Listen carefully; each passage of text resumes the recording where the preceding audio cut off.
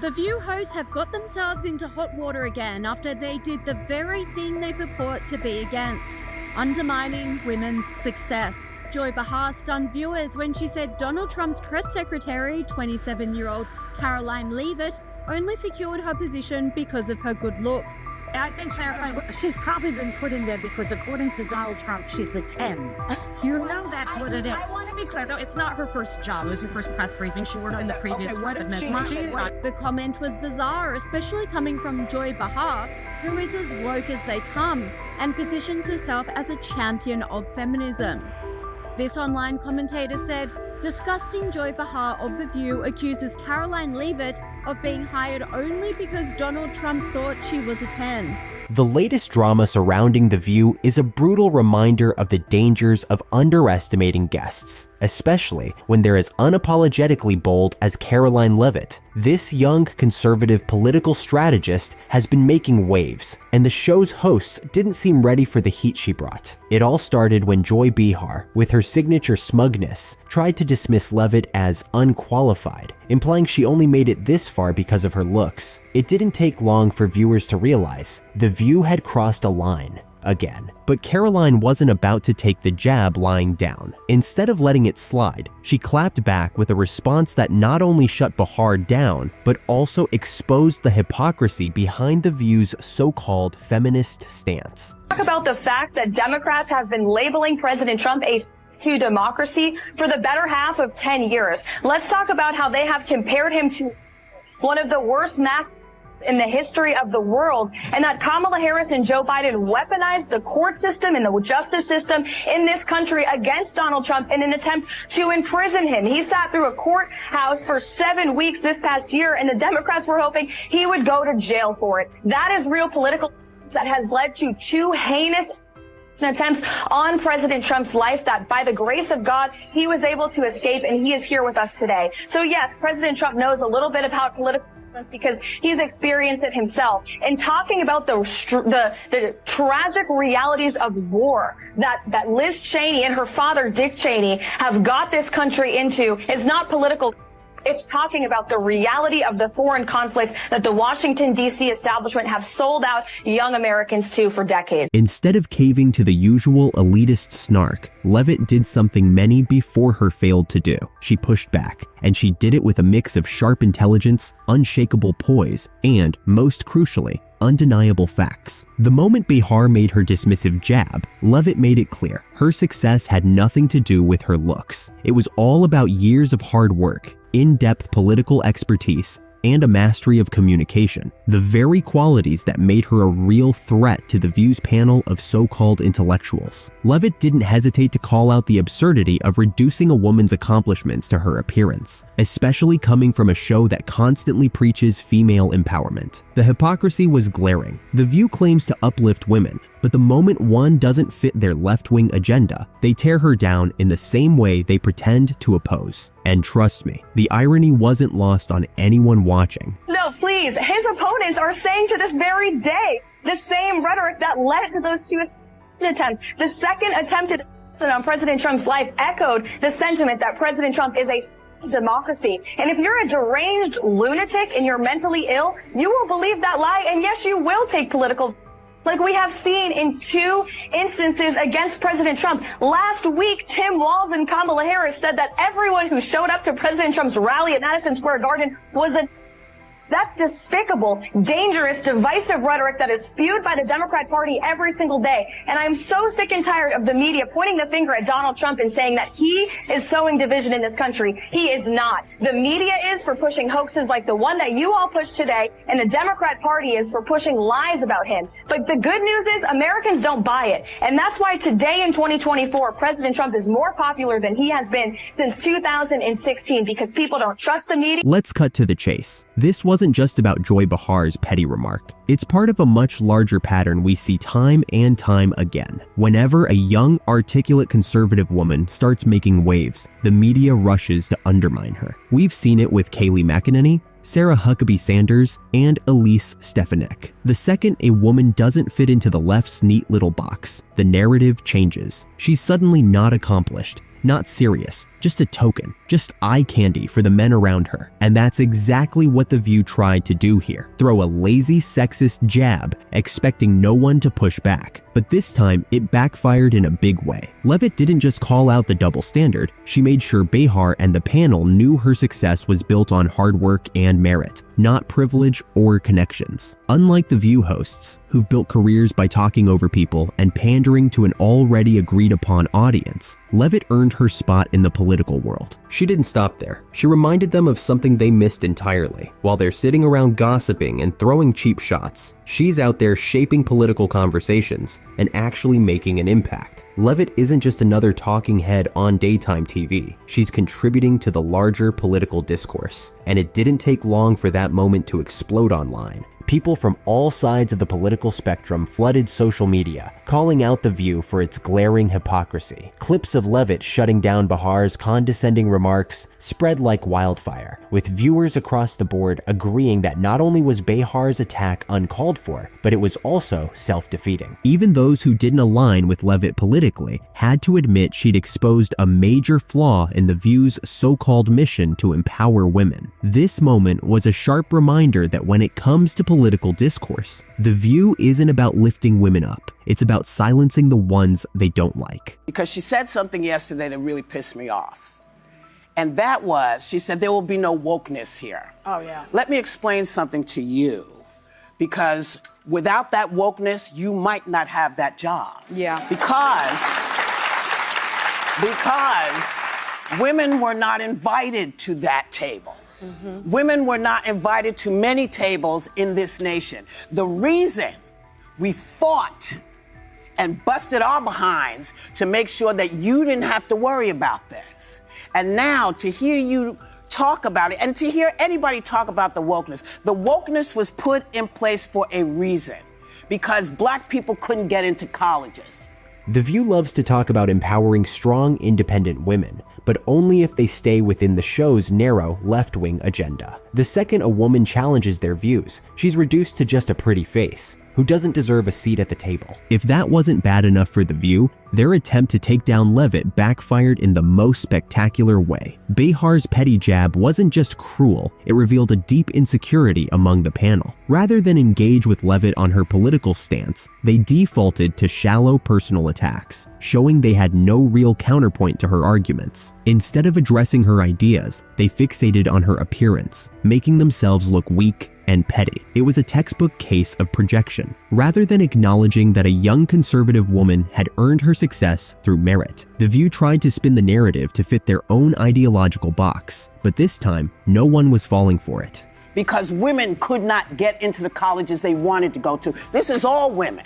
Yeah. See, this is not Black, Asian women. This is all women. Women were not invited to this party. It was a man's world, and we busted our asses to make sure that this was a person's world. So please stop using that phrase and talking about, because you don't understand what you're saying. Mm-hmm. You're saying about yourself that, hey, that's a terrible thing to be. It's not a terrible thing to be. That's why we fought.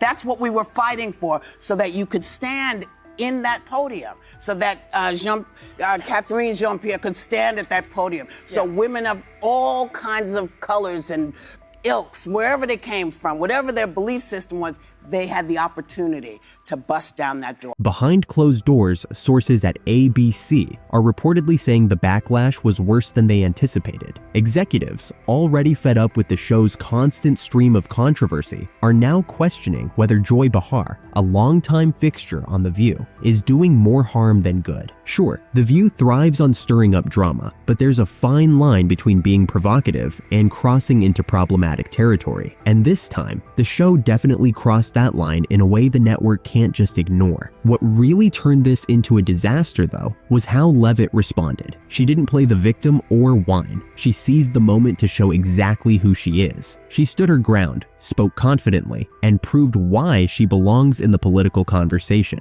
This wasn't just a win for Leavitt, it was a wake-up call for The View and anyone who underestimates conservative women in politics. The tired narrative they've peddled for years, that these women are unqualified, shallow, or just there to look good, was shattered in a single, unforgettable moment. The View might have thought they were putting Leavitt in her— I don't understand how you say you love your country at the same time as you normalize this convicted felon, which I can— It's wild how The View went from championing unity and inclusion to taking shots at Carrie Underwood, one of the most respected and talented voices in country music, just because she agreed to perform at the president's inauguration. You'd think someone like Carrie, who's practically America's country music sweetheart, would be applauded for wanting to take part in a historic national event. But instead, the moment she accepted the gig, the backlash exploded. Critics came out in full force, demanding her cancellation and accusing her of supporting a so-called convicted felon. Seriously, people actually ran with that narrative. But how did things escalate so quickly? And why does it feel like Carrie's the only one rising above the noise? Before the drama took over, she was universally adored, a small-town girl with a voice that stole the show on a major singing competition. Let's break down how this all spiraled and why Carrie might just walk away from it all with her head held high. Country superstar Carrie Underwood has spent most of her career avoiding political talk, but she's set to perform at the upcoming inauguration. She said in a statement that she's doing it because the country must come together in the spirit of unity and look to the future. And lots of her fans aren't thrilled about it, but lots of her fans are. So let's put this in perspective here. What do y'all think? I personally hope we're moving beyond the era of politics where we want to cancel people's livelihoods because we don't like their politics. And whether it was the Dixie Chicks for criticizing George Bush, didn't agree with it then, and Carrie Underwood, if you have a problem, you register your complaint by not downloading her songs and not going to her shows. Right. But I also think from a business standpoint, it's not a bad decision for Carrie Underwood. 75 million people voted for Trump. Artists tend to skew left-leaning, so she's overnight going to become an icon of MAGA and the American right. She's probably going to make a lot of money off of it. So I get why she did it. I say. From the very beginning, Carrie Underwood played it smart. No scandals, no controversies, just pure talent. You never saw her splashed across tabloids for messy drama or desperate publicity stunts. She didn't need to stir up feuds or pull off wild antics to stay relevant. People loved her simply for being authentic, graceful, and incredibly gifted. With millions of records sold, a shelf full of awards, and a devoted fan base, she managed to stay above the chaos, steering clear of the messy world of political debates. Then came the invitation to perform at the inauguration. It should have been a moment of pride, an opportunity to stand on a national stage, sing a song that brings people together, and celebrate the idea that at the end of the day, we're all under the same flag. So why the outrage? Carrie accepted the offer with gratitude and a voice powerful enough to inspire millions. What's so wrong with that? To her critics, accepting the invitation was all it took to brand Carrie Underwood as a full-blown MAGA supporter, and they wasted no time calling for her to be canceled, boycotted, and blacklisted. Whatever it would take to knock her down. Sure, some loyal fans jumped to her defense online, but a fresh wave of detractors seemed determined to take her down. And for what? Singing America the Beautiful on a national stage? Seriously, let's rewind to the moment Carrie said yes. She got the official invite to perform at the inauguration, a huge honor by any standard. Instead of dodging the opportunity, she proudly shared her excitement about celebrating the country she loves. Her statement? A simple message about unity and looking toward the future. Hardly controversial, right? Well, you'd think so. Right now, I wouldn't do it, even though I can't sing. You would not sing? No, I would not. I would not normalize him. And she says, I love our country. How do you love your country and support and normalize somebody who was a convicted felon who really wants to destroy the country, in my opinion? I don't understand how you say you love your country at the same time as you normalize this convicted felon, which I can say now every day. A lot of my family voted for Trump. They love the country and vote for him. I think that people make these decisions for a lot of reasons. Okay, fine. And I would not be the person to say don't do it, because I believe in free speech and everything about it. I personally would not do it. No one's asked me, but that's another story. I would love for you to do a roast at the Trump inauguration. Yeah. Okay. Oh, no one else had any thought? Before long, social media erupted with outrage as critics slammed Carrie for supposedly normalizing someone they couldn't stand. Angry posts flooded in, with some demanding refunds for concert tickets and others dramatically vowing to boycott her music for good. The backlash was swift and loud, but it wasn't the only reaction. While critics were busy trying to tear her down, a whole new audience started paying attention. To them, Carrie wasn't just a singer anymore. She was someone with real grit, someone who refused to cave under pressure. Supporters praised her for having the confidence to take the stage at an event that many celebrities wanted nothing to do with. Instead of hiding or backing down, she stood firm, and for that, she earned a fresh wave of respect. So, while one side of the internet was up in arms over her decision, another group was cheering her on, seeing her as a voice of strength in a sea of celebrity silence. Almost overnight, Carrie Underwood's name was everywhere. If anyone needed proof that her critics weren't exactly the champions of tolerance they claimed to be, this was it. Social media exploded with insults and accusations, treating Carrie like she'd committed some kind of unforgivable offense. Don't believe it? Just scroll through the countless posts labeling her a traitor,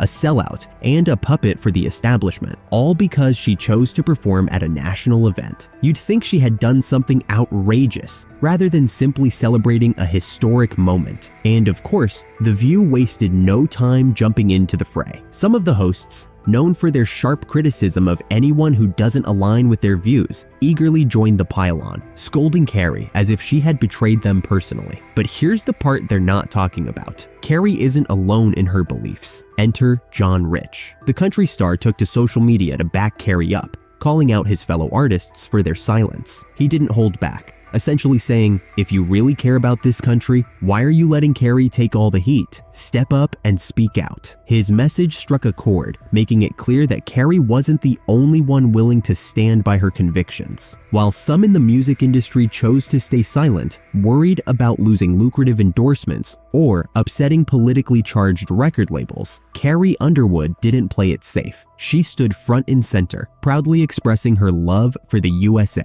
And that's when The View swooped in to stir the pot. One of the hosts went as far as claiming that performing at the inauguration was like normalizing a convicted felon. But hold on, last time we checked, no one's serving time. So where's the felony conviction? When did that sentencing happen? Because all we're seeing is a lot of noise over legal drama that hasn't led to a single day behind bars. Then came the classic emotional finger pointing. The same host questioned how anyone could claim to love their country while standing beside someone they believe is tearing it down. It's the usual black and white thinking, ignoring the possibility that maybe Carrie simply wanted to honor her country, no matter who was in office. Another co-host chimed in, making it clear that she wouldn't perform for this administration, which is fair, it's her choice. But shaming an artist for making a different decision? That's the exact opposite of what free expression is supposed to be about. A few panelists tried to strike a more reasonable tone, pointing out that it's unfair to destroy someone's career over political disagreements. But as always, the loudest voices drowned out any sense of balance, piling on accusations without a shred of real evidence. Their hot take? If fans are upset, they can just stop listening to her music. Because of course, these TV personalities see themselves as the ultimate judges of who should or shouldn't have a career. But did Carrie's decision actually hurt her in the long run? Not even close. She's still winning awards, selling out concerts, and making serious money. The outrage faded as soon as the internet found its next target, but that doesn't erase the way she was dragged through the mud at the time. And if you need proof that it didn't break her, just look at her chart-topping albums and packed venues. The record labels never really turned their backs on her, probably because they know she's a powerhouse who keeps the cash flowing. The fans who chose to walk away in anger have been replaced by a new group of supporters who appreciate Carrie's unapologetic stance. What truly makes her story unique, however, is how it brings attention to the contradictory nature of cancel culture. This isn't just about one person being targeted, it's about how cancel culture often shows itself to be full of hypocrisy. Carrie's journey highlights how quickly people are willing to tear someone down, only to forget. If you average out the View hosts, among the dumbest people on television. Sonny's dumb. Certainly not the brightest person. And what she just said just doesn't make any sense. It's just like so silly to say. It's not a well thought out. It's like if you had an idea for a premise and it was totally baked. Yeah, there's nothing there. Sunny Hostin has been making waves in the media lately, but not for her usual hot takes on The View. This time, the spotlight isn't on her opinions. It's on her husband, Dr. Emmanuel Hostin. And let's just say the headlines haven't been flattering. Dr. Hostin, an orthopedic surgeon and the head of Hostin Orthopedics and and sports medicine, is now embroiled in a legal firestorm. The allegations, insurance fraud, illegal kickbacks, and, brace yourself, a massive RICO lawsuit involving a staggering 180 defendants. This isn't just another run-of-the-mill legal battle, it's a high-stakes scandal that's shaping up to be one of the most explosive cases in recent memory. Let's break it down. The RICO Act, short for the Racketeer Influenced and Corrupt Organizations Act, was originally designed to take down crime syndicates and mafia rings. But in a shocking twist, this case isn't about gangsters though. It's about doctors, surgeons, and medical professionals caught in a massive legal scandal. The lawsuit accuses Dr. Hostin and others of orchestrating a scheme to exploit the healthcare system for profit. Allegedly, they accepted under-the-table payments in exchange for performing unnecessary surgeries and padded insurance claims with procedures that may have never even taken place. Picture this: patients going under anesthesia for operations they didn't actually need, insurance companies unknowingly covering the costs, and money flowing behind the scenes like a rigged casino game. Only this time, the stakes are people's health. I want a citizen that has a policy. I mean, I'm not saying that Joe Rogan should be removed from Spotify. He's got 11 million listeners. He's got a $100 million, contract as of 2020. But I do think as the podcast platform, you have to have some sort of guidelines. How about a disclaimer on his podcast that says, this is misinformation? How about removing some of the podcasts that disseminate misinformation? They have. And that's The lawsuit takes direct aim at Dr. Hostin, accusing him of receiving financial kickbacks for recommending and performing arthroscopic surgeries, those minimally invasive joint procedures. At first glance, these operations might seem routine, but according to the lawsuit, many of them were completely unnecessary. Were these patients actually in need of knee or shoulder surgeries? Or were they just unwitting participants in a money-making scheme? If these allegations hold up, this could go down as one of the most shocking medical scandals in recent history, outdoing even the most dramatic soap opera plotlines. Imagine putting your trust in a doctor only to find out you were nothing more than a pawn in a profit-driven scam. That kind of betrayal doesn't just hurt. It shakes the very foundation of the doctor-patient relationship. American Transit Insurance Company, the Would You, Are They plaintiffs, are crying foul, claiming they were scammed out of millions by being charged for surgeries that were either completely unnecessary or never even took place. But let's not forget, insurance companies have their own history of shady dealings. They've been called out for shortchanging doctors, rejecting valid claims, and bending the rules to avoid payouts. So, is this a legitimate takedown of a fraudulent medical scheme, or just a convenient scapegoat strategy from a company on the brink of financial trouble? According to a new lawsuit obtained by Page Six, the orthopedic surgeon was one of 200 defendants named in one of the biggest racketeer influence and corrupt organization cases ever filed in New York.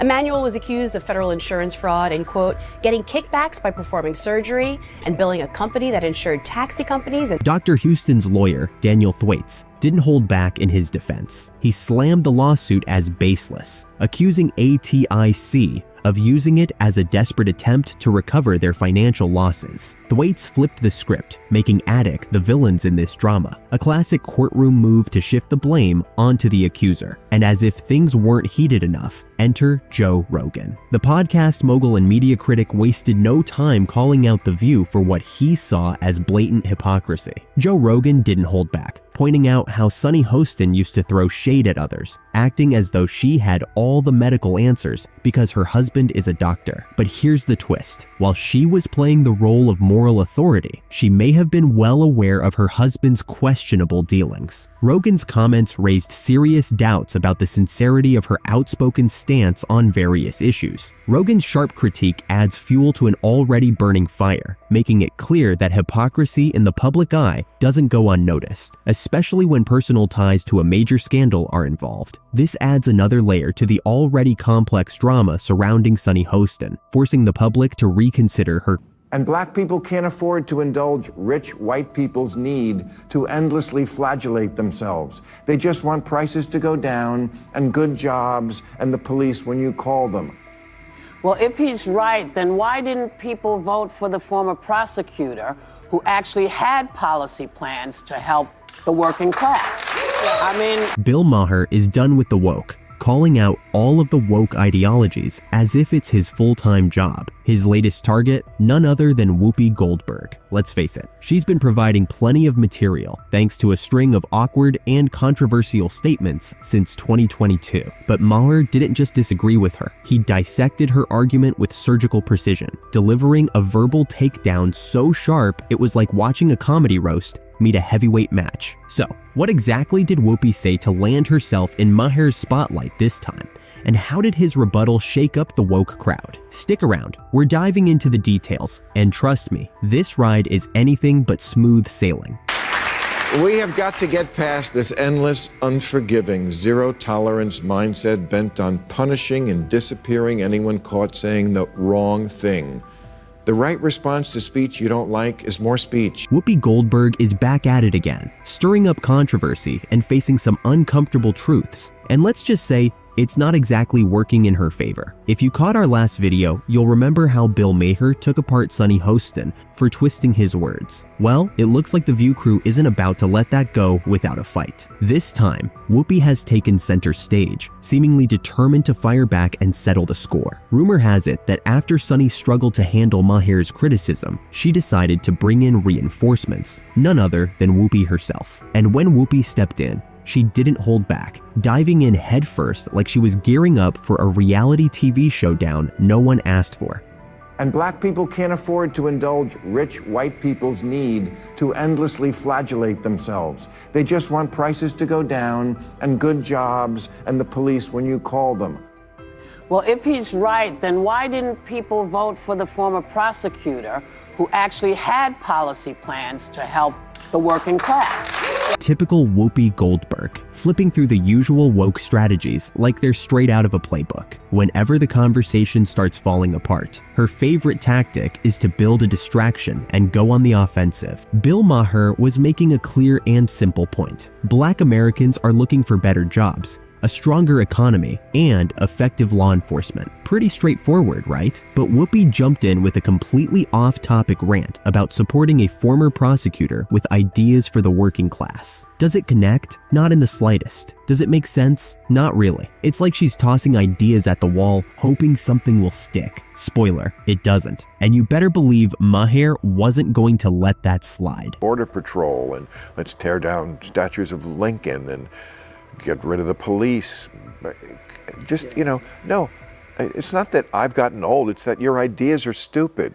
Bill Maher didn't hold back, tearing apart Whoopi's arguments and calling them out for what they were. Pure nonsense. But let's be real, that's pretty much business as usual on The View. The show has become the political talk show equivalent of a car crash. You know it's a mess, but you just can't look away. It's always been known for stirring up controversy, and let's be honest, some seriously questionable takes. But Whoopi Goldberg and Sunny Hostin have cranked the chaos up to a whole new level with their over-the-top commentary. Remember when Charlemagne Tha God showed up as a guest? You could practically see him wondering if he'd stumbled into an alternate reality. This week, all of the criticism is valid because, Democrats stand on this moral high ground all the time. And, they act so self-righteous. The reality is he didn't have to say anything in regards to, whether or not, his son wanted to be pardoned. He could have said, hey, man, I'm not focused on that right now. But here's the backstory. President Joe Biden, the self-proclaimed defender of the no one is above the law mantra, just pardoned his son, Hunter Biden, after, surprise, surprise, he was found guilty of corruption and related offenses. Family values at their finest, right? Not surprisingly, this move has sparked a wave of criticism. How exactly do you reconcile the whole no one is above the law stance